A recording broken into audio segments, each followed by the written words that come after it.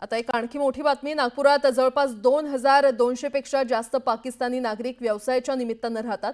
यात सर्व धर्मियांचा समावेश असून केंद्र सरकारकडून त्यांनी रीतसर व्हिसा घेतलेला आहे। पहलगाम घटनेनंतर केंद्र सरकारने भारतात राहणाऱ्या पाकिस्तानी नागरिकांना 48 तासात भारत सोडण्याचे निर्देश दिलेत। त्याची अंमलबजावणी करण्याचे नागपूर पोलिसांसमोर आता मोठे आव्हान आहे। याबाबत गुप्तचर विभाग सतर्क झालाय।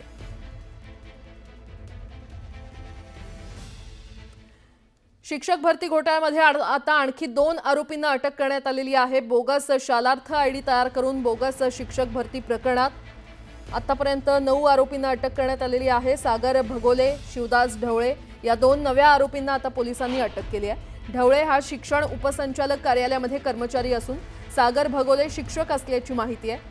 भगोले पूर्णवेळ शिक्षक असल्याची माहिती मिळते आणि असं असताना भगोले प्राथमिक शिक्षण विभागात वेतन कक्षात मध्यस्थ म्हणून काम करत असल्याची देखील माहिती समोर आली आहे। त्याच्या स्वतःच्या काही शाळा देखील असल्याची चर्चा आहे।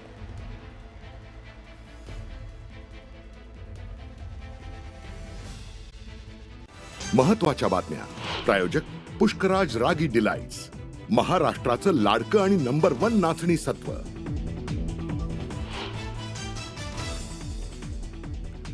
पहलगाम हल्ल्याबाबत सरकारच्या सर्व निर्णयाला पाठिंबा, सर्वपक्षीय बैठकीत विरोधी पक्षाची भूमिका, तर सुरक्षेत त्रुटी होत्या त्या दूर करू सरकारची कबुली।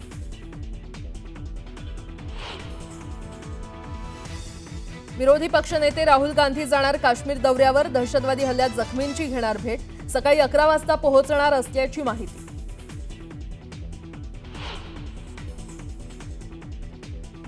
दहशतवाद्यांच्या विरोधात सत्ताधारी आणि विरोधक एकवटले, सरकारकडून करण्यात येणाऱ्या कारवाईला दर्शवला पाठिंबा।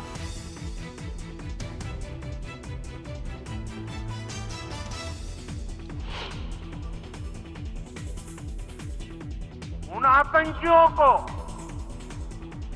उनकी कल्पना से भी बड़ी सजा मिलेगी।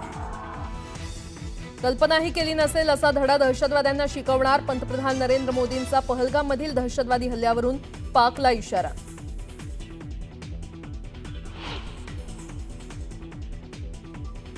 जगाला कळलं पाहिजे की आपण शक्तिवान आहोत। रावण सुधारला नाही म्हणून रामानं त्याचा वध केला। पहलगाम हल्ल्यावरून सरसंघचालक मोहन भागवत यांचं मोठं विधान।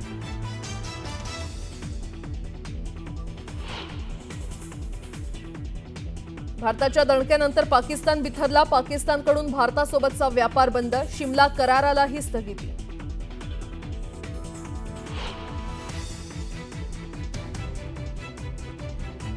दहशतवादी हाफिज सईद भारताविरोधात पुन्हा बरळला, पाणी बंद केल्यास तुमचा श्वास बंद करू, सईदची धमकी।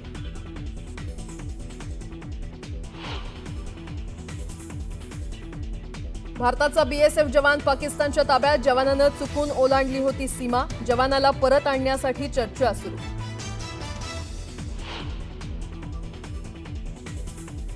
सातशे नक्षलवाद्यांना 10,000 पोलिसांनी घेरलं, 7 माओवादी ठार, पत्रक काढणं नक्षलवाद्यांचे आलं अंगलट, चकमक सुरू।